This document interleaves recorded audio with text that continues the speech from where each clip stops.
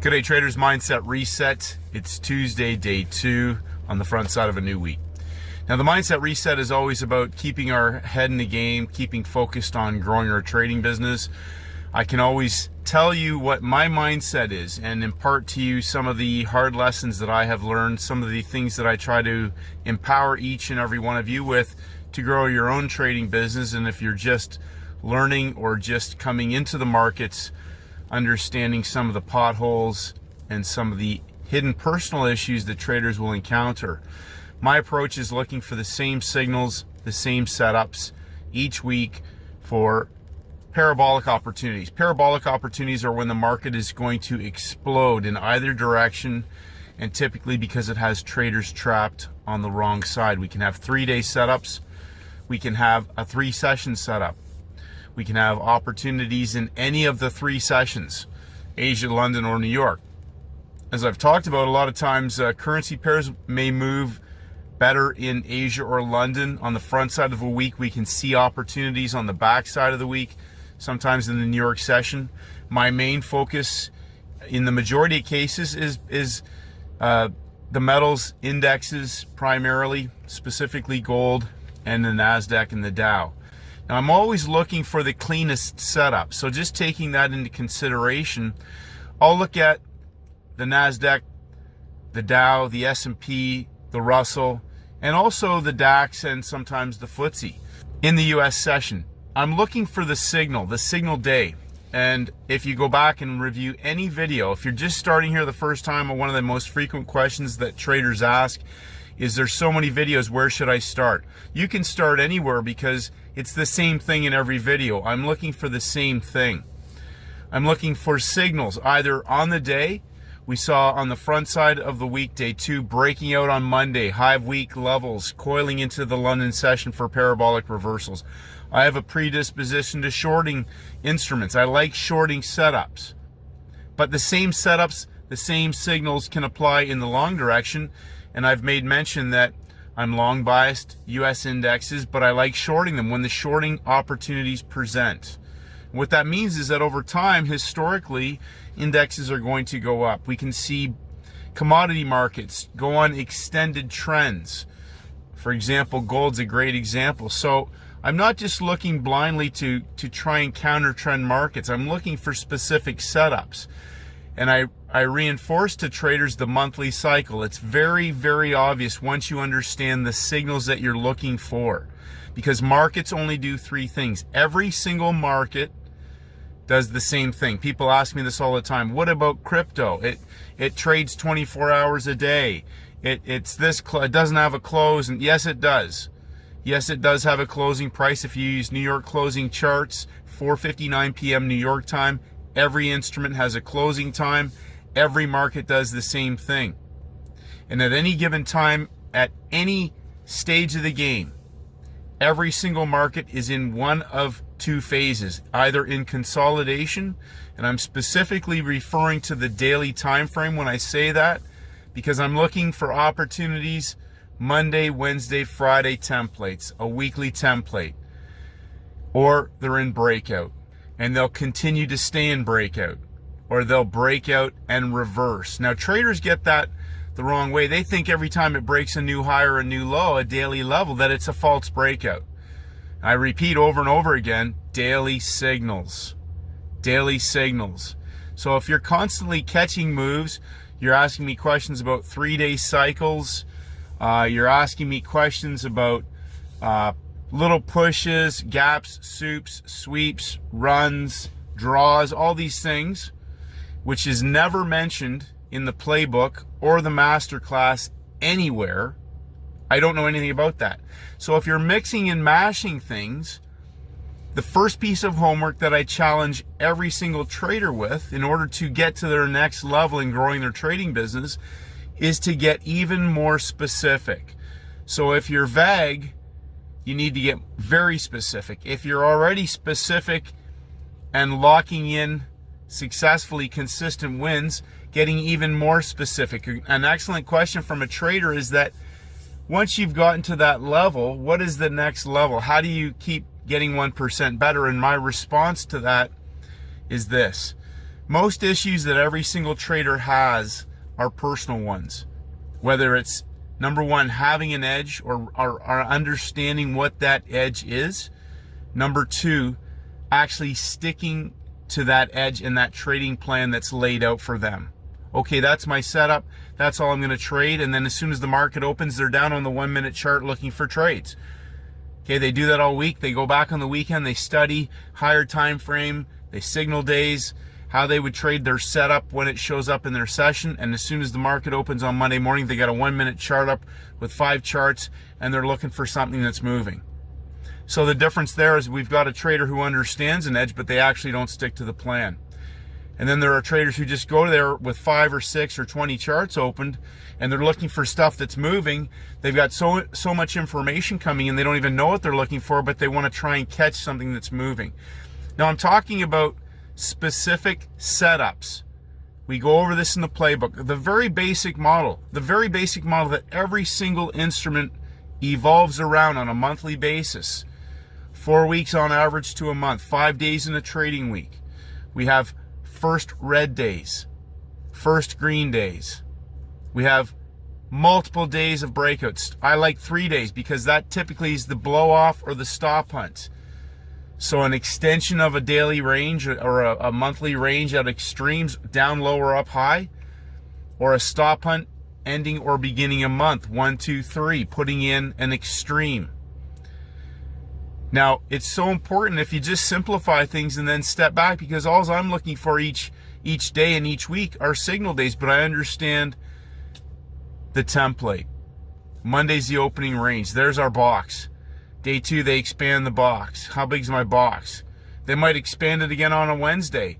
The calendar can impact that, right? We can have FOMC, CPI. We can have President Trump speaking. We can have Federal Chairman Powell speaking. We can have non-farm payrolls, and they'll morph a template over the course of a week to build a box and trap and shift. And sometimes we'll see instruments that just don't offer that asymmetrical risk reward opportunity. That's one instrument. I keep repeating to traders, signals and then setups. Signals are just that. They're signals. They're signals. Markets only do 3 things. If I'm looking for reversals, I want to see markets break out and fail. Break out and have a failure setup. If I get a continuation setup, I'm not averse to trading with the trend. So for some reason, traders think it's always about counter trending. And I keep saying, 90-10, build your muscle memory. I put up probably on average 50 trades a week onto the community post. Now people have taken those and they're using them on fake channels and soliciting people on WhatsApp, and they're putting them in a playbook and selling them and everything else. And I keep saying to traders, simplicity. Keep it simple. So number one, you need to know exactly what signal is going to alert you to your setup, whether it's breakouts on the day, whether you're a 3-day, day 3 coil, a day 3 coil into your session, which we can see explosive parabolic opportunities. But number one, what do you resonate with the best? I like shorting instruments. I like short selling setups. Doesn't mean that that's the only trades I will take, but those are primarily the signals that I look for. So if you think simple, if I follow 25 instruments and I'm looking for one specific signal, I can go through that in less than a minute. I can go through that in less than a minute at the close of a day or in the new day to see which instruments. And I already have a narrowed basket down because on average, I've narrowed that even down to some more specific currency pairs. I've talked about this. I like the yen cross pairs. I look for something in Asia, typically on the back side of the week. I look for an opportunity in Asia on the metals, typically on the back side of the week.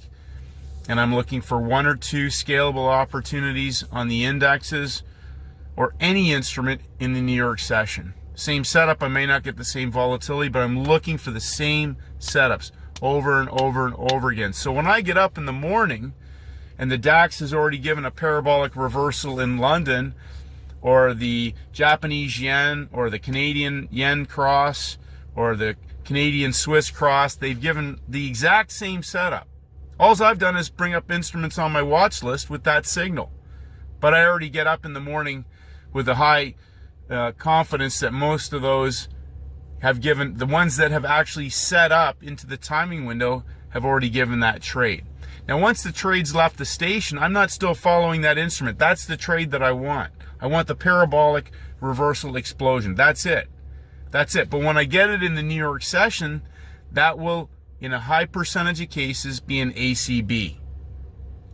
So I want you to grasp this in this conversation today, that I'm looking for my number one business growing model is one signal. Not the only signal, but that's the one I'm looking for, because that typically on average is going to generate me 2 to 3 trades a week. And if I get the A double plus, the all-in daily range, or the A triple plus, a weekly range, and there's no major red news, I'm going to go all in. Those are the month money opportunities. If it's a daily range, that's our week money, essentially. 1 or 2 of those a week, as I've talked about, are scalable. They're very large moves. Today's a great example. We had some 9:45 a.m. We had 9:50 a.m. We had 12:35 p.m. opportunity. And so, of course, as I explained to one trader, there was a high impact major red news in the London session. I also said that that can put the timing window out a bit further. So instead of that being at our normal times, well, we got a delay now. So things can play out a little bit later.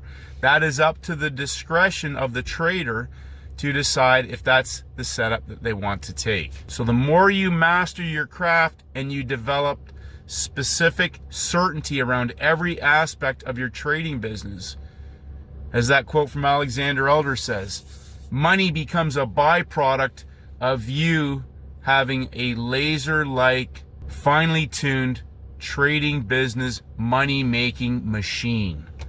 And that's where 1% better comes in every single day, because traders have other issues, engaging in self-sabotage. They get bigger and they engage in sabotaging behavior. So the market doesn't change, but traders' behavior, their ability to grow their trading business, some traders or some individuals have issues with success, with making a lot of money. Some traders have issues with people making a lot of money. They might not talk like that, but in their inner beliefs, their inner mental programming, they have issues with making a lot of money. Why didn't I follow my daily process and go through all my instruments and build my watch list? How did I miss that? That was an easy one. Why didn't I build my watch list? Why didn't I have that on my watch list yesterday? Why did I hesitate? Why did I have FOMO? Why didn't I use more size? Why did I use too much size on a poor quality trade when it wasn't actually out of my playbook? Why did I go back and keep trading after I took that small loss on the trade that wasn't part of my playbook? Because I wanted to get back to the break-even mark. Traders will do random impulsive things. Sometimes they'll get rewarded for bad behavior. I can't control any of that. Once you get behind the closed doors and you're at the keyboard with the mouse in your hand, as I talk about, traders, you know, I get all kinds of stuff from traders, and there's so many of them that know everything about the market. They know everything, and they want to argue, they want to fight, they want to, you know, be negative, mudsling, all that stuff. And I keep repeating the question, well, show me the setup that you're trading. Show me the setup that you're trading. It's got nothing to do with me what you do at the screen. It has nothing to do with me what you do at the screen.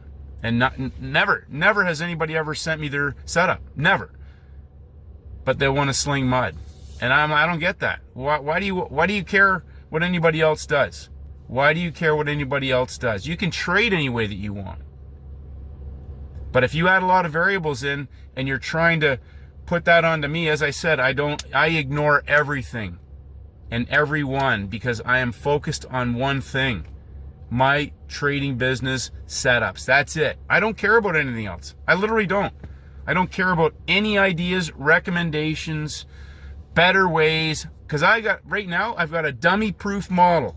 I just do the same things over and over and over again. And lo and behold, I have zero stress, zero thinking, zero management on 90% of those trades. Okay?